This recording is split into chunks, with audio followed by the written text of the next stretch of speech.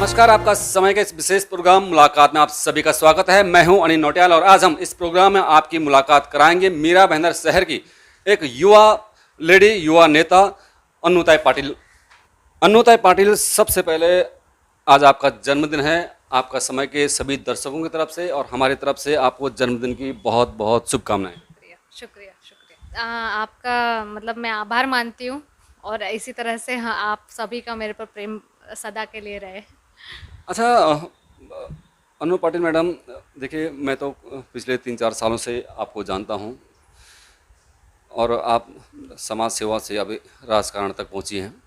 लेकिन मीरा भाईंदर के शहरवासी जो हमारे माध्यम से आपको देख रहे होंगे, जो आपको कोई सुनते होंगे, किसी ने सुना होगा आपका नाम, अनु पाटिल भी कोई है, तो कौन है अनु पाटिल? उन लोगों के लिए अपने बारे में क्या बोलना चाहेंगे? आपका इंट्रोडक्शन क्या रहेगा अगर मैं पूछूं तो? मैं ये कहूँगी कि अनु पाटिल ये आम जनता की आवाज़ है। जो शहर में जो भी घटनाएं होती है या जो भी प्रॉब्लम होता है, तो मैंने आपको भी पता है कि हर वक्त उस वो मुद्दा में प्रशासन तक पहुंचाने की मेरी कोशिश रहती है। तो आप ये मुझे कह सकते हैं कि मैं आम जनता की आवाज़ हूँ। एक सफ़र अगर देखूं मैं आपका, जो आपने कॉलेज के बाद कुछ सोशल वर्क किए होंगे, उसके बाद क्या क्या राजनीति में, तो ये सफ़र कितना लंबा रहा है? क्या क्या किया आपने? जैसे मैं आपको बताऊं कि मीरा भाईंदर शहर में मुझे 30 साल हो गए ये मीरा भाईंदर शहर में। और जब मैं जॉब करती थी, because I am interior designer और साथ ही साथ कॉन्ट्रैक्टर हूँ। तो 2007 में मीरा भाईंदर शहर में हमारे माननीय राज साहब ठाकरे जी आए थे और उस वक्त मैं गाड़ी में से राज साहब ठाकरे जी को देख रही थी। तो उस वक्त मैंने सोचा था कि ये जो नेता है, जो ये मतलब उस वक्त तो मैं पार्टी में नहीं थी, एक आम जनता थी। तो कहीं ना कहीं जो मुद्दे हैं लोगों के, वो स्ट्रेट फॉरवर्ड रास्ता बोलते हैं कि भाई ये चीज़ होनी चाहिए तो होनी चाहिए। हाँ, बट ये जैसे बोलते हैं ना, उसमें प्रामाणिक कार्यकर्ता जो लोगों की समस्या प्रशासन तक पहुँचे उस तरह से किया जाए, तो वो अपने अपने लोगों के ऊपर निर्भर करता है। तो मैं कोशिश करती हूँ कि मैं लोगों की जो भी समस्या है, मैं मेरे द्वारा या प्रशासन तक उनको पहुँचाकर मैं कर सकता है इतना। मैं आपको सोशल मीडिया में देखता था शुरुआती दौर में, आपके बाइट्स चलते थे कई, कभी कभी आप खुद ही लाइव हो जाती थी। तो मैं पहले शुरुआती दौर में अगर मैं आपके बारे में जो समझने मैंने कोशिश किया, मुझे ये लगा कि एक कॉलेज की लड़की है, मीरा भाईंदर शहर की है, और मीरा भाईंदर शहर के बारे में बड़े अच्छा कुछ आप सजेशन देते थे। आप जैसे आपने बताया कि बहुत सारे प्रॉब्लम्स थे, आप बताते थे लोगों को। उसके बाद मैं आपसे जब मिला तब मुझे सच में ये लगा कि मुझे लगा ये कोई मॉडल है या कोई एक्ट्रेस है, ऐसा लगा।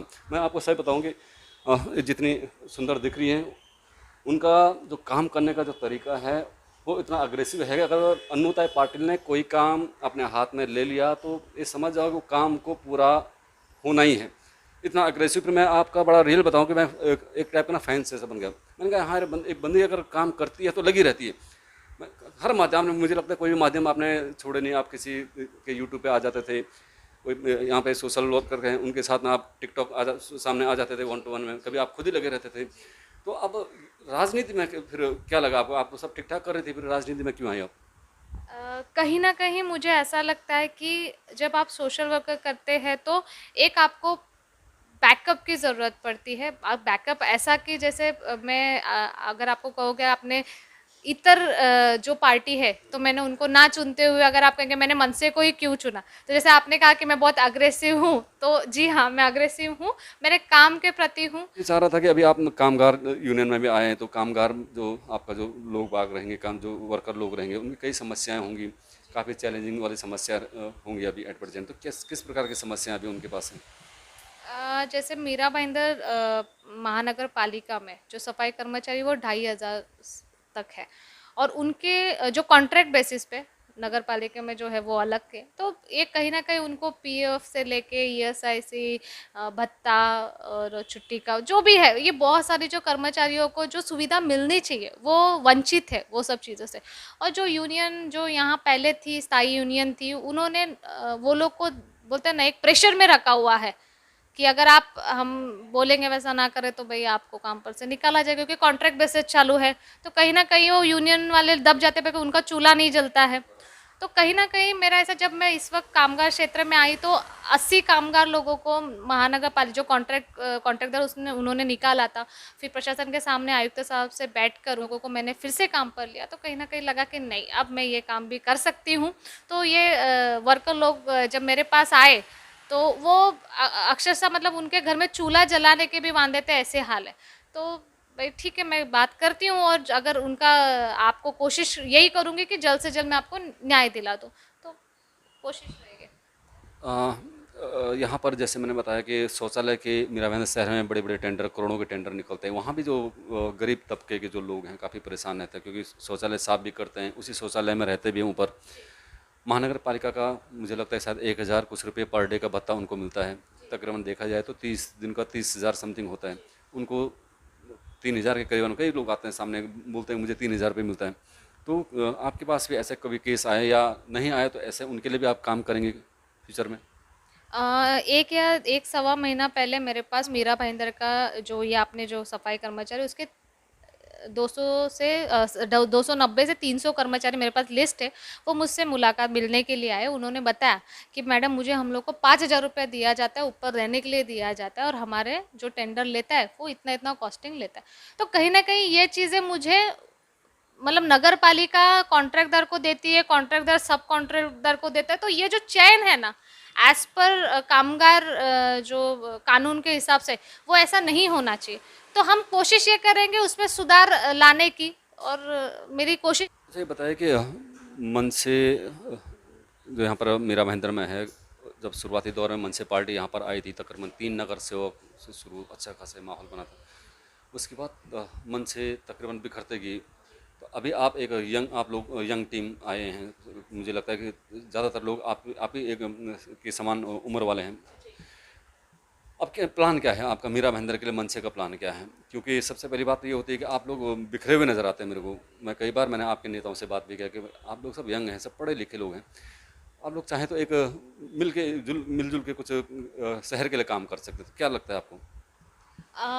जैसे आपने कहा कि आपने हमारे नेता जन से बात की, तो कैसा है कि पूरे, चाहे वो विद्यार्थी सेना की विंग हो, बेसिक हो, महिला हो, अभी मैं महिला शहर अध्यक्ष हूँ, तो उसमें भी मेरे बहुत अच्छे मेरे महिला कर्मचारी है। तो मेरा है कि मैं ऐसा माध्यम हूँ कि इन सबको कनेक्टिंग हो, और सब मेरे से बहुत बेहतरीन, हम लोग का एक दूसरे को सपोर्ट होता है। तो कहीं ना कहीं वो बिखरता, जो बिखरा हुआ आपको दिख रहा है, वो अभी आने वाले समय में वो कुछ भी नहीं दिखेगा। We are unit. और कैसा है कि हर पार्टी में अंतर्गत वाद होते हैं, तो जहाँ फैमिली है, मतलब पक्ष ही एक फैमिली जैसे है, तो जहाँ फैमिली होती है वहाँ तो बर्तन बजेंगे। तो बस उसको थोड़ा सा संभाल के चलना है। तो वो ट्रिक आज मुझे बराबर से आती है, तो मेरे लिए तो सभी बराबर है, मेरी फैमिली है, तो आई एम हैप्पी विथ। अच्छा, मुझे लगता है कि शहर में सबसे यंग जो नेता लोग हैं वो आप ही की पार्टी में हैं। तो बाकी पार्टियों में भी कई जवान लोग हैं, जवान नेता हैं।